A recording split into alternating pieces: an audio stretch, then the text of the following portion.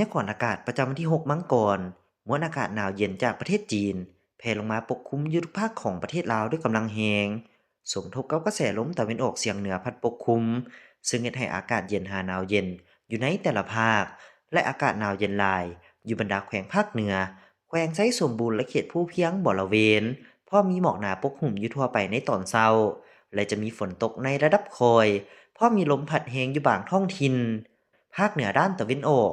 อากาศหนาวเย็นหาหนาวเย็นหลายพอมีหมอกหนาปกคลุมอยู่ทั่วไปและจะมีฝนตกในระดับคอยอยู่บางท้องถิ่น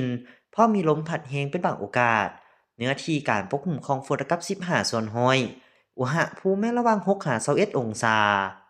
ภาคเหนือด้านตะวันตกอากาศหนาวเย็นหาหนาวเย็นหลายพอมีหมอกหนาปกคลุมอยู่ทั่วไปในตอนกลางคืนหาตอนเช้าและจะมีฝนตกในระดับคอยอยู่บางท้องถิ่นพอมีลมพัดแรงเป็นบางโอกาส เนื้อที่การปกคลุมของฝนกับ10ส่วนห้อยอุณหภูมิระหว่าง10หา29องศาที่นครหลวงเวียงจันทน์อากาศเย็นพอมีหมอกบางปกคลุมอยู่ทั่วไปและจะมีลมพัดแรงอยู่บางบริเวณอุณหภูมิระหว่าง17หา29องศาภาคกลางอากาศเย็นหาหนาวเย็นอยู่ทั่วไป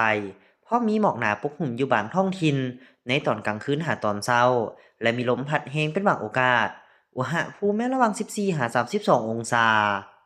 สลับแขวงไซสมบูรณ์อากาศหนาวเย็นหาหนาวเย็นหลายพอมีหมอกหนาปกคลุมอยู่ทั่วไปในตอนเช้าและมีลมพัดแรงอยู่บางบริเวณอุณหภูมิระหว่าง9หา25องศาภาคใต้อากาศเย็นหาหนาวเย็นในตอนกลางคืนหาตอนเช้าพอมีหมอกบางปกคลุมอยู่ทั่วไปและมีลมพัดแรงอยู่บางท้องถิ่นอุณหภูมิระหว่าง14หา33องศาสำหรับเขตภูเพียงบริเวณอากาศหนาวเย็นหาหนาวเย็นหลายพอมีหมอกหนาปกคลุมอยู่ทั่วไป และมีลมพัดแรงเป็นบางโอกาสอยู่บางบริเวณอุณหภูมิระหว่าง5หา22องศา